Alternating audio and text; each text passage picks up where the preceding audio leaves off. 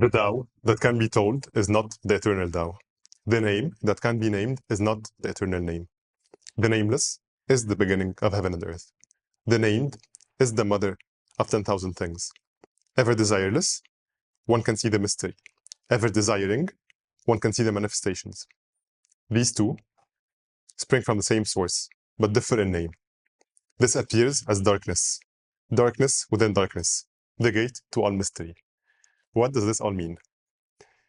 The first sentence of the chapter is the Tao that can be told is not the eternal Tao. So now we have a book that is all about the Tao.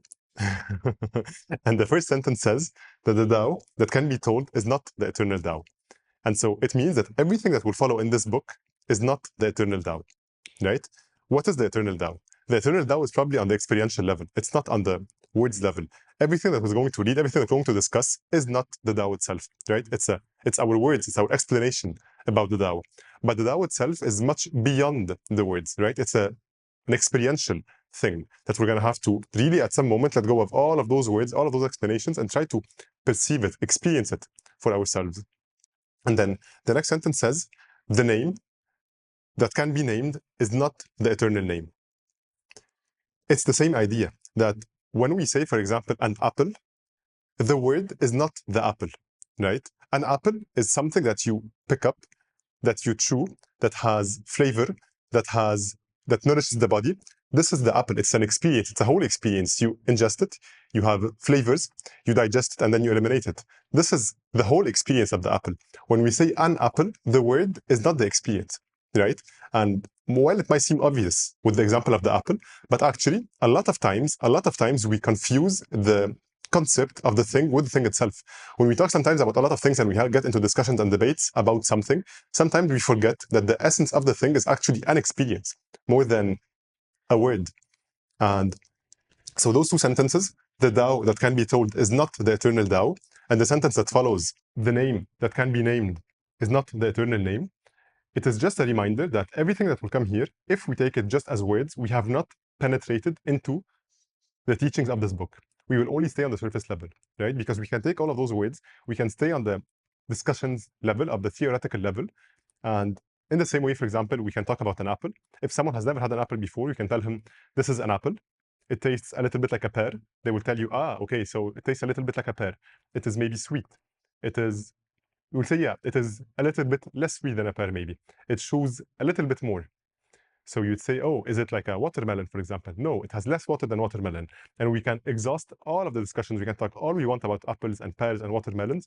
We can talk all we want about them. We can talk and write all sorts of books about them. But until we have actually realized that, until we have picked an apple and experienced it, we have not talked about the apple. We have not experienced the apple, right? And it's the same way. I can say that the Tao that can be told is not the eternal Tao. The name that can be named is not the eternal name. The apple that is named is not the real apple, right? The next sentence is, the nameless is the beginning of heaven and earth. And I think here we should stop for a second and try to understand what is meant by heaven and earth. While in some other religions we can have the concept of heaven, it is a place that we go to after death, whether we have abided to a certain code of conduct, we either go to hell or heaven. I don't think this is what is meant by the word heaven in this context. I think in this context, the word earth means that everything that is around us, that is manifest, we could say it's nature. It's everything that we're in from the moment we wake up to the moment we sleep. I think this is what is meant by the reference to earth. And I think in this context as well, heaven means all of the unseen forces that shape our reality, but that are not really seen. For example, we have in the growth of a seed, or in the growth of a tree, or even in the growth of our own bodies, we have forces that shape our growth that we cannot really perceive per se. And I think in this context, this is what is meant by heaven. And so what does it mean when we say the nameless is the beginning of heaven and earth? It means that this Tao, this thing that we're trying to understand experientially, that we have not yet known what it is the beginning of all things. It is the beginning of even the unseen forces that shape our reality, and it is also the beginning of the seen forces, right? So whether it is something that we see in the sense that it is matter, it is formed, or it is something that we still don't see, but it still acts upon our earth, and we know that is almost an unseen force, but that we know that it guides our earth, our existence, it is still, those two things are still part of the Tao. They still come from the Tao. The next sentence is, the named is the mother of 10,000 things. I think this is a very, very, very interesting choice of words. The mother of 10,000 things. The named is the mother of 10,000 things. Why the mother? Why the mother? If I give a metaphorical way of understanding this, of course, I'm speaking metaphorically to spark a certain image that would help you to see how I interpret this. From the perspective of the embryo in the mother's womb, the embryo actually is only surrounded by the mother.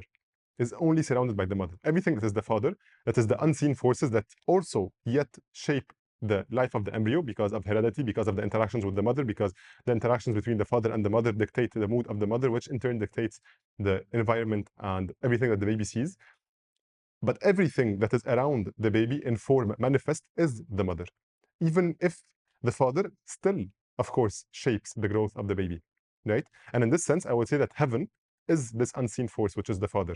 The earth is the mother, which is the form, which is everything that is immediately around us. So the named, the formed, the manifest is the mother of the 10,000 things. The manifest is the mother, is the earth. Ever desireless, one can see the mystery. Ever desiring, one can see the manifestations. I I have a I have a hard time with this because in a lot of the spiritual texts, and even in this one, we talk a lot about desire as being something that is non-conducive to our understanding of the world, or that is not that is a state that we have to almost get over desiring. And so here we say that ever desireless, one can see the mystery. Ever desiring, one can see the manifestations. Actually, in my own interpretation, this is the way I understand this. I understand this as, I would say, if you fixate your focus, your attention on something, you will only see the thing, right? When we say ever desiring, one can see the manifestations. In another translation, it says, and the ever wanting soul sees only what it wants. I think this sentence, when we say ever desiring, one see the manifestations, the way I interpret this is that ever desiring, ever fixating on a certain thing in existence, you only perceive this thing. And this is actually quite understandable if we relate to this from our own experience. If you try to understand this by analogy, in your body, for example, your body is a full experience. It's filled with so many things. You have so many ways to perceive sensations in your body. But if you put your attention on a certain point of your body, you could say that you will only perceive this point of your body, right? So if you fixate your attention on only a certain point, you only perceive this point. It doesn't actually negate the fact that there is other points of perception in the body. And if you want to perceive the whole body, you're going to have to let go, you're going to have to release your attention to be able to experience the whole field of awareness. If you focus only on one point, you're going to experience only this one point. And this also applies in our awareness, not even of the physical body, but of life in general. The more we fixate on a certain thing, the more we fixate on a certain experience, we're only going to see this experience manifest. It's not that other things are not happening, it's that we're only aware of this, right? When we fixate on a point in the body, it's not that other parts of the body are not functioning or are not existing at this moment. It's just that at this moment, we are only aware of this point in the body. And I think this is my interpretation of this part of the chapter. When we say that ever desireless, one can see the mystery. I would say that if we expand our awareness, if we settle into a state of quietude and we just centered in a moment where we're not, where attention is not pulled or not fixated on a certain point of being, only with this kind of very expanded awareness could we get to understand what is the Tao. If at any moment our attention goes out of our being, out of ourselves, and starts to fixate on a certain point as in a focused, concentrated attention, we're only gonna see the thing we're focused on, right? And I think this is a nicer interpretation because desire at some moment, I think we're gonna maybe get into this, but desire is not something to be, I would say, in my interpretation of all of those teachings, I don't feel good by the idea of desire is something to be transcended. Desire is something to be purified, I would say, because there is such a thing as purified desire, and there is such a thing as desire that could lead us astray, that could lead us to do things that are not conducive to our health or the greater health of our society around us. But there is another kind of desire, let's call it purified desire, that actually leads to the growth of an evolution of humanity. So I don't like the interpretation when we say ever desireless, one can see the mystery, because then we get into a state of almost dulled will. But this is, of course, my interpretation. These two spring from the same source, but differ in name. These two spring from the same source, but differ in name. The heaven and the earth, we could say the father and the mother, both manifest and unmanifest, form and formless, both are not the source of existence, because the two of them, in their turn, also sprang out of another source of existence, which is the Tao, which is the eternal Tao, which is the mystery, which is the thing we're trying to understand, right? And even though they differ in name, they differ in manifestation. I think in this sentence, like in the previous sentences, when we say name, it is manifestation, it is something that is taking form. Even though they differ in name, they still spring from the same source. I would like to add another clarification here of the idea of the two, which is the form and the formless. In a lot of ways in life, we don't acknowledge how important the formless is, or how actually, in a lot of ways, everything that is around us really does spring from the formless, right? So, for example, if I look at everything around me, anything around me, if I take, for example, this camera I'm recording on as an example, before it came into existence in the shape that I can use now, it was actually a thought in someone's mind, or a thought in a group of people's mind, right? And then this is not the first iteration of the camera. This is several iterations of prototypes and delivery and product iterations and customer feedback and all of those things, right? So at some moment, it was a thought in someone's mind or in a group of people's mind. And then this thought was maybe super perfect. But then the first version they could build had to be restricted. They had to make some choices due to physical limitations, maybe because of resources, maybe because of technical skills, maybe also because of technological availability, right? And then this product came into being through a gradual process of evolution due to the physical constraints we have in this world, right? So the formless was the source. The formless and the formed both existed for this camera to happen. Someone had to think it, someone had to work on it, I would say, in their thinking, and then someone had to actually use their willpower and their action to execute on this idea. And out of this, the camera came. But those two, the process of thinking as well as the process of acting, those two actually come from another source, which is what we're trying to understand. And it is in the same way that even if I'm an embryo in my mother's womb, I see the mother around me, I see the form, I see the everything around me in manifestation. I don't see the father yet, but in their turn, the mother and the father still have come from another source. This appears as darkness, darkness within darkness, the gate to all mystery. So when we say this appears as darkness, I think what we're referring to is this source from which came heaven and earth.